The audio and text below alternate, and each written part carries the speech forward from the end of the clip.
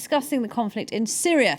The battle rages on in Aleppo and Damascus, and along with our strategists and analysts, we're also talking to reporters who've been inside Syria to bring us a clearer picture of what's going on in the ground. A reminder of who they are. Lama Khaya is an online activist and freelance journalist. Lama says she supports the revolution but is not affiliated with any political group. Joining us tonight from Turkey is Jasper Mortimer. He's France 24's correspondent there and was one of the first journalists to report when the crackdown began 17 months ago. In London, Michael Weiss is a communications director at the Henry Jackson Society. That's a foreign policy think tank. He's recently been to Aleppo. And I'm also joined here in the studio by Mathieu Mabat. He's one of France 24's senior reporters, and he's just got back from reporting in the Syrian capital, Damascus. Mathieu, good to have you with us. Now, France 24 viewers will be able to see your report in full quite soon, but we have got some pictures from that report that I think we can take a look at now before we do so. Can you just talk us through what we're seeing here, what you saw, what you can report? Those pictures were brought back from the area of Tadamoun, which is very close to the center of Damascus. It took almost a week to reach that place from Lebanon, through the mountain and through Syrian army dispositive around the capital, because the capital is completely surrounded by the army. The regular army. We were quite surprised to realize that the battle for Damascus is absolutely not finished. It's absolutely not over, as the regime claims since the last few days. In fact, the rebellion is still leading many operations, very light operation, very quick operations. They hit the regular troops as soon as they can, and probably daily. We were in this area, Tadamoun, for 48 hours, 2 days. Just the time for the rebellion to lead this operation and to fight against the troops inside this area. And when they felt that the Syrian army was definitely stronger, when they had too much wounded and dead in their ranks, they just decided to leave.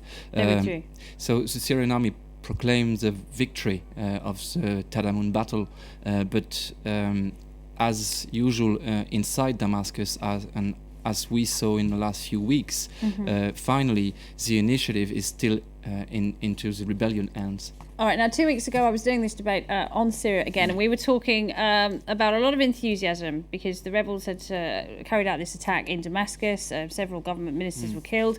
There was a lot of speculation about this being a turning point, about the rebels gaining the upper hand. That doesn't seem to be the case 2 weeks later, does it? It is very, very difficult to say. I would say the battle for Damascus has begun, but we haven't seen yet the real beginning. Aleppo is what we can expect for Damascus in the next few days or weeks. In fact, when the head of the rebellion will decide to lead a huge battle inside Damascus, they will. Because they have enough fighters, enough weapons, and enough determination to do it.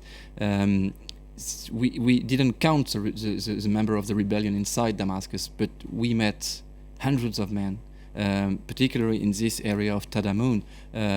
They were supposed to be 750 fighters.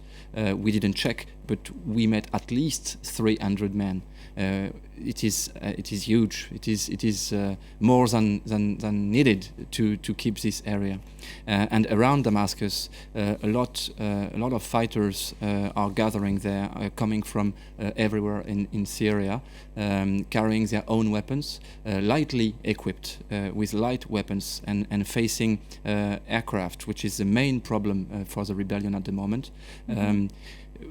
The main need for the rebellion today is anti-aircraft weapons, definitely. The Syrian army is intact. It's a very modern army, equipped with a lot of aircraft, a lot of tanks, a lot of professional soldiers, like the 4th Division, which is led by Assad's brother. and who is in charge of the security of Damascus, and particularly in charge of surrounding Damascus. Definitely the Syrian army is intact, but inside Damascus it is probably useless. To fight inside the city, they will have to send soldiers, and I realize that probably many Syrian soldiers of the regular army just don't want to fight against the rebellion. It's a war between Syrian people, and many Sunni soldiers are still in the Syrian army. Most of the Syrian army is Sunni, and of course you've got a lot of sensibilities even inside the Syrian army, and of course we saw many defections every day. After each battle, the regime becomes more and more fragile, and the defections are coming. Okay, and that's interesting for you, isn't it, Jasper Mortar in Turkey, because a lot of those soldiers are coming across the border into Turkey. Yes, look, what one must remember is that Assad's regime was totalitarian. It tolerated no opposition whatsoever. There was no such thing as a neutral civil servant. If you worked in government, then you supported government politically. So when you see these latest defections in the last 6 weeks, 2 months, the Air Force colonel who flew his jet to Jordan, General Klass, who commanded a unit in the Republican Guard and was a personal friend of Bashar Assad, who's now fled to Paris. And yesterday, the defection of the Prime Minister, who was only appointed in June. I mean, these are people who chose the regime for their careers, and that now they are leaving sends a big signal. It shows that the regime is finished, because the people closest to the center of power no longer have faith in it. I want to talk a bit about strategy, Jasper. Have you seen the strategy of the rebels change in the last 2 weeks following the attacks in Damascus and Aleppo? I mean, what is the strategy and who's in charge? Well, I haven't been privy to what goes on in the Free Syrian Army's intelligence operations room, but it's clear that in the last few weeks they have made big gains, particularly in the countryside, that they are carving a higher profile for themselves. Whether they will win this battle for Aleppo, we don't know. But there have been reports that Turkey has a secret nerve center of operations which is assisting the Free Syrian Army. I don't know, I've seen nothing to confirm this, and other journalists that I've talked to say they can't confirm it either. But clearly the Free Syrian Army does seem to be getting its act together much better. Everybody talks about the weapons of the Syrian military, and it's true, the rebels don't have the planes, helicopters, tanks and artillery guns that the regular army has. But the Free Syrian Army mustn't be underestimated. To me, they have two key weapons. One is their RPGs, with which they knocked out 8 T-72 tanks in the northern town of Azaz. Now, the T-72 tank is a formidable weapon. It was once the pride of the Soviet army, and an ex-soldier there, now with the rebels, told me how he knocked them out by aiming at a 3-centimeter wide gap between the turret of the tank and the main body of the tank. The second weapon that the rebels clearly have is massive intelligence. Everybody calls them. They can call ahead and find out where the army is, where they should go, and so on. They do have popular support. As I said just now, they are people from that area, so they know the person up the road. Matthew, I want to ask you the same thing I asked Shadi Sheller following his experiences in Aleppo. A lot of reports about foreign fighters, possibly members of Al-Qaeda, fighting alongside the rebels. Did you see any evidence of that yourself? Definitely not. We met a lot of members of the rebellion. I know what fundamentalist looks like. We met some in different countries in the world. I didn't see any. It doesn't mean there is no fundamentalist in Syria. Of course, a lot of reports said there was. But I think we should be very careful. Inside Syria, there is different sensibilities. It's not new that the Salafists are inside Syria, even close to the regime in the recent past. So there is some, definitely, but they are definitely not leading the operations. I met hundreds people, 100 men, who just came to me and said, tell to you people in France, tell on your channel that we are not Salafist, we are not fighting for fundamentalist Islam or not even for Sharia. We are just Muslim. And I think I can confirm that massively those people are not fighting for any Salafist opinions, but just to remove Bashar al-Assad. And this is the speech, the main speech. I've seen, you know that word in Arabic, this Muslim word haram means thin or something not. It's like forbidden by yes, not in Sharia conformity with Sharia law. I saw many things which were not in conformity with the Sharia law, like smoking, like tattoos, like whiskey, like rock and roll. I thought that. Yeah, the majority of the Syrian society is not like, not, you can't say Islamist at all. Yeah, maybe like most of the percentages of the population is Muslim. That's it, basically. But that's what a lot of ordinary Syrians are worried about, aren't they? They're worried if this regime goes. I mean, the one thing Bashar al-Assad isn't is a fundamentalist in terms of religion.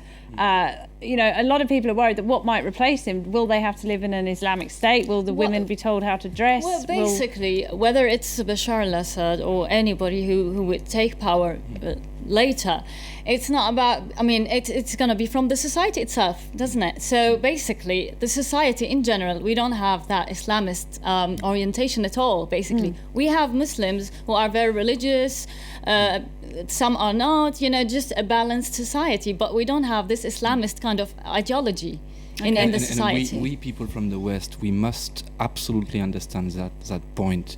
You can be very religious. I spent 2 weeks with people who were praying 5 times a day. So what?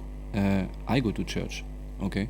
And they are not fundamentalists. People I met are definitely not fundamentalists and don't want fundamentalism. Yeah, it's the culture. The culture is Islamic, not Islamists. All right, well, just to come back to the point about foreign jihadists, you were saying about reports in the West. Ed Husseini is from the Council of Foreign Relations in the United States. He's reported in The Guardian today saying the Syrian rebels would be immeasurably weaker today without al-Qaeda in their ranks. The Free Syrian Army is tired, divided, chaotic, ineffective. They feel abandoned by the West, and al-Qaeda fighters are helping to improve morale. So it's certainly something that's being talked about a lot, Michael Weiss. I'd be careful about quoting Ed Hussein. This is the man who said that the Bahrainian uprising was a completely Iranian orchestrated affair. And he's somebody who, by the way, used to live in Syria and said some nice things about the Assad regime. Look, my experiences track with what your correspondent said. Syria, in the countryside in particular, this is a pious, conservative Muslim society, but that doesn't mean it's Islamist. In fact, I might even say that the one person I met in Aleppo who was the most welcoming of not just the FSA, but of also me, once I told him I was an American, was an imam of a mosque. And he actually invited all of us to come and sleep in the mosque. The mosque is used as a sort of, area of respite for the weary fighters. Look, it is inevitable that al-Qaeda is going to try and infiltrate any kind of Arab intifada or uprising or sort of a civil war, take advantage of a civil war. But let's not forget this. You can say that Bashar al-Assad is himself secular and not a fundamentalist, but he was also one of the leading sponsors, state sponsors of global terrorism, from Hezbollah to al-Qaeda. Asif Shawkat, the head of his security apparatus, who was killed in the high-profile assassination in Damascus a few weeks ago, he was that guy who managed with the so-called jihadi rat lines into Iraq to blow up not just American and British soldiers in Iraq, but also Iraqi civilians, including, by the way, the Shia population there. So it's just completely false to say that Assad has been a kind of bulwark of secularism and middle ground politics. I mean, it's nonsense. And look, yes, you are going to see the radicalization of some elements in Syria. The same thing happened in Bosnia, by the way, which is a very pluralistic and very well integrated and modernized Muslim polity. But, I mean, consider how brutalized the population has been. It's been a year and a half of the most unrelenting, agonized warfare conducted by the state against its own people. And I mean, let's be honest, if the West refuses to go in or to arm or to help and aid in any way the FSA and the civilian population, and the only chaps who turn up are Salafis or Salafi jihadis and say, look, we're going to go and blow up Mukhabarat headquarters, the FSA will say eventually, and they have to some degree already, have at it. It doesn't mean that they're ideologically sympathetic with them. And I think a big problem we're going to face is what I would call not even a civil war, but a civil war within a civil war. What happens if and when the Assad regime falls? And suddenly you have this majoritarian, secular Free Syrian Army having to then confront radicalized al-Qaeda-like elements within the country. They'll probably turn their guns on them because they don't want. I've talked to so many Syrian rebels and activists who say the last thing we want to see after 40 years of dynastic dictatorship is the recreation of Afghanistan in this country. They don't want the Taliban. They don't want al-Qaeda. And historically speaking, the Levant has been actually quite inhospitable to these elements. So, I mean, look, nothing is foreordained here. But, time, I would say, is also not on the side of keeping this country together. I would even hazard this, and I don't wish to be mistaken or considered flip. Getting rid of the regime is almost the easy part. Ensuring the cohesion of Syrian society, protecting the borders, making the state, maintaining the state itself is going to be the really difficult part. You heard today Iran say we won't accept or accede to the collapse of this regime because it represents a bulwark in the axis of resistance. You're seeing in the northeast of Syria, something we haven't talked about yet, Assad has withdrawn his security forces, Mukhabarat, and ceded the terrain to the Kurds. And not just the Kurds, but predominantly PYD, which is the Syrian offshoot of the PKK, which has completely exorcised Turkey, because Turkey considers the PKK, so does the United States, by the way, to be a terrorist organization. So, you could eventually see the Balkanization of Syria. But this isn't because the people who were leading the protest movement, or even because the majority of rebels wish to see it balkanized. It's because this is what happens after a year and a half of this kind of conflict. Michael Weiss, there's clearly a lot to talk about. Unfortunately, we can't cover it all here. We have run out of time, though. Thank you very much indeed, Michael Weiss. Thank you to you, Lama Kaya. Thank you to Jasper Mortimer in Turkey. And thank you, of course, to our reporters, Mathieu Mabar and Shadi Shlali as well. That's it for tonight's debate. Do stay tuned. More news and headlines coming up, and we'll be back with more discussions at the same time tomorrow. Thanks for watching.